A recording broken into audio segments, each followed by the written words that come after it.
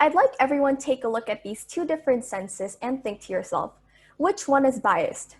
Now, many of us will be inclined to say the first sentence, which is correct. Most humans have an intuitive understanding of biases within senses, but how do we come to these conclusions? And more importantly, are we always correct? Let's start by defining a bias. A bias is defined as a disproportionate influence in favor of or against an idea. Biases are commonly prejudicial and are more often detrimental than not. In our study, we are interested in linguistic biases in medical texts.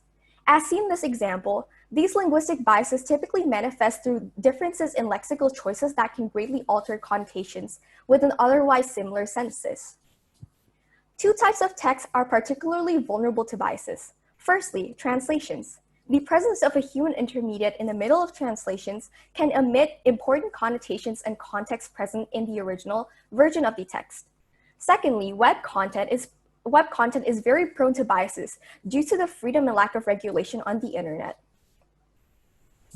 Approaches towards detecting biases in major platforms such as social media, websites, and e-news are typically manual. This poses two problems. Firstly, most scanners typically only skim these texts due to the large influx of different posts. Secondly, these scanners typically do not have a medical background. Thus, at a first glance, most scanners would gauge that these examples are both unbiased, simply looking at their structure and their lexical field. But given the human error that this method entails, we cannot verify that this is correct. We can approach the identification of biases more methodically through natural language processing, which is the study of language through machine learning and artificial intelligence. Previous natural language-based studies that have attempted to identify biases have analyzed the potential of web traffic, word frequency, and sentiment analysis as indicators. Our study differs in that we will approach this through identifying and detecting linguistic features in an attempt to identify biases. How would such a model work? What features exactly would we identify? Well, amongst others, our model would be able to identify hyperboles, the subjectivity of a text, the polarity of a text, which is how positive or negative a text is, and the primary emotion of a text, just to name a few. As demonstrated previously, such bias-indicative linguistic features turn out to be much more apparent in the first text, something that our manual scanners overlook. Our model's suggestion that the first text is biased is correct, as we actually extracted this quote from an article claiming that bananas are equivalent to vaccines. So what are our aims in creating this model? Firstly, we aim to accurately identify biases in medical texts. Furthermore, we aim to investigate how these biases are affected by translations. Finally, through comparing disparities across time and locations, we observe how recent events and localized factors can impact these biases and their frequencies. We employ a multi-label classification system, which allows us to assign multiple predictions to a single input. We do this by training a set of 8 classifiers which aim to detect different bias-indicative linguistic features, as seen as the gray box. These classifiers are trained under a semi-supervised learning scheme, meaning that it leverages both unlabeled and labeled data. Here's the proposed scheme that we will go through step by step. Firstly, we translate all text into English to eliminate the need for distinct models per language. While most words will be translated via machine translator, our keywords will be translated via semantic networks to account for more implicit translations. Semantic networks allow for a more intuitive understanding of the relationships between words by plotting this information in the form of a graph. In a multilingual semantic networks, words will be represented by nodes, and edges that connect these nodes will denote translations. We produce 3 semantic networks for the purpose of our study in the fields of treatments, diseases, and patients. We define a keyword as a node within a semantic network with 2 or more connections. When our model finds a keyword within a text, it translates it to its closest English neighbor. Once we translate everything, we can pre-process our text, which essentially removes noise by reducing a text to its simplest form. Firstly, we convert everything to lowercase and remove all non-alphanumeric characters. We then split up our text into individual words and stem these words into their root forms. Furthermore, we remove non-essential phrases before we join everything back together to form our processed text. However, we still need to mathematically represent these words so that machines can understand them. we utilize the skip-gram model, which allows us to represent words as higher dimensional vectors. How do we do this? We input our processed text, and this model actually counts the frequency of words relative to one another. It then inputs these frequencies into a two-layer neural network that outputs a list of probabilities that any two words within our data set are adjacent to each other within a sentence. These probabilities are grouped by word and inputted into said higher dimensional vector called a word embedding, which accounts for the context of a word. Now that we have our text represented through vectors called word embeddings, of course, we can input them into our classifiers, which leverage common elements found in training data to detect bias indicative linguistic features. The specific type of classifier we utilize is called a multinomial naive Bayes classifier, which utilizes Bayes' theorem to make said predictions. To see how our classifiers fare in gauging whether the presence of bias indicative linguistic features within a text, we calculate the classifier accuracy of each of our classifiers, which is essentially the percentage of correct labels. And we find that 7 out of 8 of our classifiers manage to accurately classify these different bias indicative linguistic features to an impressive extent, with the exception of our emotion classifier. Furthermore, and perhaps more importantly, we notice that our model actually outperforms all other models from previous studies. This is particularly notable as these previous studies are monolingual in that it can only detect biases within one language while our model accounts for 6 languages. Furthermore, these models only look at one specific class of indicative feature while our model looks at 8. So despite the numerous added complexities of our model, we are still able to set the standard and outperform all these other models in terms of accuracy. Furthermore, we compare the prevalence of bias indicative linguistic features across identical text translated into different languages. Now, in the case of an even distribution, this means that our translations are unbiased. However, this was not the case. As you can see, we see clear variances across a multitude of linguistic features, which furthers and confirms our idea that translations severely impact the presence of biases. In particular, we would like to point out the political inclination of English texts, as well as the prevalence of hyperbole in Spanish texts. We also observed that Russian and Japanese texts appear to be the least biased, as indicated by relatively lower frequencies of emotional, hyperbolical, and sarcastic texts. Similarly, we compare such features in social media posts from different countries to observe the effect of localized factors. One particular factor that we are interested in is the current severity of the COVID-19 pandemic. Once again, we notice a large variance which shows the importance of local factors. However, and more notably, we notice that the usage of sarcasm and hyperboles tend to increase along with COVID-19 daily cases. We observe a similar trend when looking at emotions across countries. In particular, we see a clear divide of the use of joy and disgust between countries with prevalent outbreaks and countries with receding outbreaks. Finally, we observe the chronological progression of bias indicative linguistic features and find that peaks in fear tend to coincide with the very early stages of a new COVID-19 outbreak. This reveals our model's capacity to predict public sentiment by looking at pandemic data.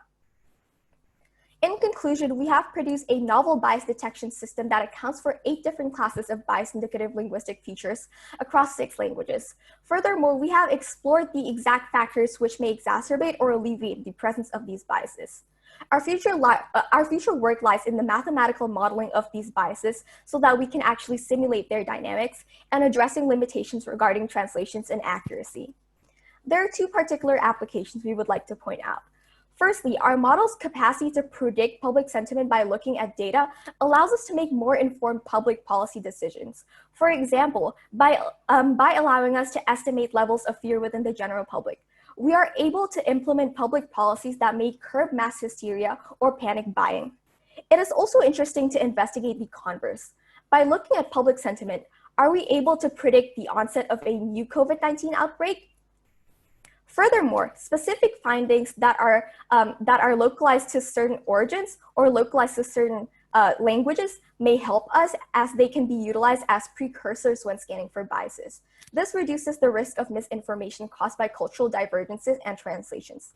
In essence, the use of natural language processing to identify biases allows us to make strides towards a more informed world. I would like to thank all of the following people, especially my mentors, for introducing me to the wonderful world of linguistics, Dr. Stillman and Dr. Sindopa for their dedication towards the program, and the following RSI staff, alumni, my fellow records, my school, and RSIC and MIT for the wonderful opportunity. I will now be taking questions. Thank you. Thank you, Celestine, for the wonderful presentation. If any of the judges have questions, feel free to unmute yourself and say it out loud. Hi, so you had a slide where you mentioned, well, you gave numbers for accuracy a few slides back. And normally when you're talking about testing something, there's two kinds of accuracy, right? There's false positives and false negatives, or I mean, positives and negatives. So I'm wondering, how are you getting a single number? Right, so in essence, we basically combined the number of correct positives and the number of correct negatives and basically merged this in as a whole. So essentially, we just calculated the number of accurate labels as a total of the correct number of testing data, and basically just integrated both positives and negatives into one. Although this may be a better way of looking at the accuracy of a classifier, which we may look into in the future. However, this was the data that our model outputted for us. Thank you for the question. Hi, first of all, really, exciting. Thank you for sharing. As a physician, I think that I have seen bias in the way that not only where medical texts are presented, but also in daily discussion in terms of how we talk to patients, which very much needs to change. I'm curious why you chose these specific categories to assess around bias. And what I'm also curious about is the two things that really come up the most in terms of daily patient care and the repercussions of that are gender and race.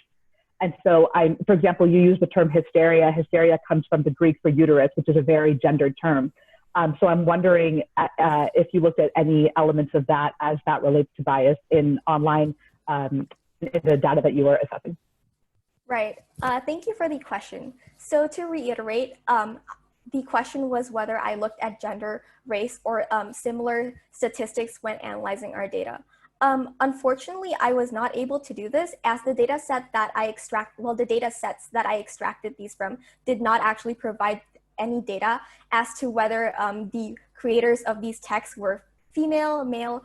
It did not give any data as to the specific races of the producers of these texts. However, that is definitely a very interesting concept to look at in the future, as it is clear that there are many racial and gender disparities in the world of medicine today, and it is definitely pivotal to address these biases and immediately act on them. Thank you for your question. Hi. So I also really love the area study. I was a little bit confused though. Like I thought that the ultimate title was about medical text, and that was your initial example about medical text, but then it looked like your actual data was drawn from social media. Was there a distinction there between medical text, or did I just miss it? Right, yes, absolutely. I am going to move on to one of my reference slides. So when we look at our training data, we analyze languages, countries, and time.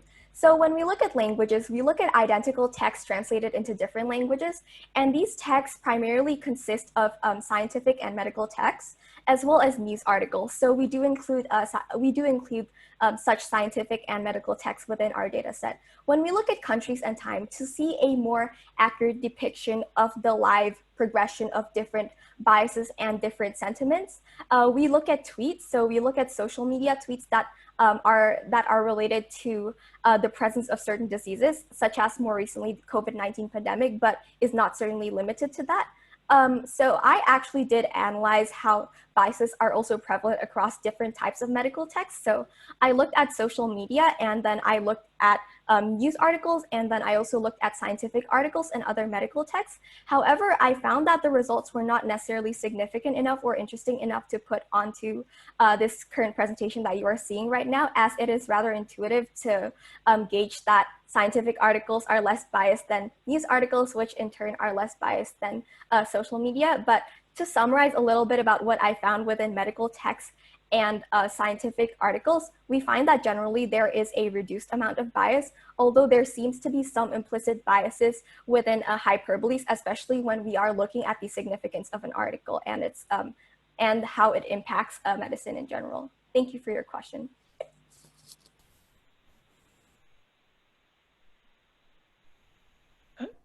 So since you have a slide up for training data, what was your testing data?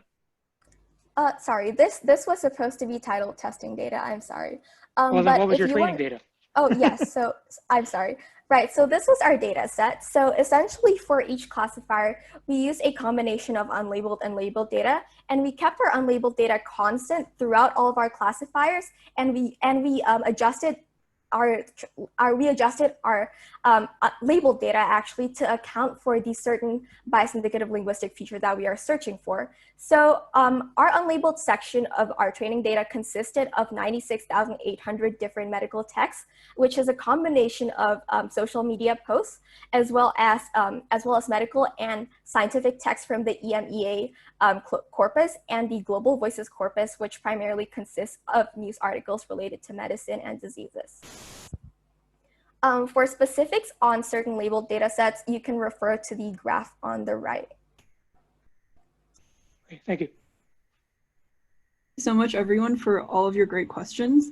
And thank you, Celestine, for the wonderful presentation again.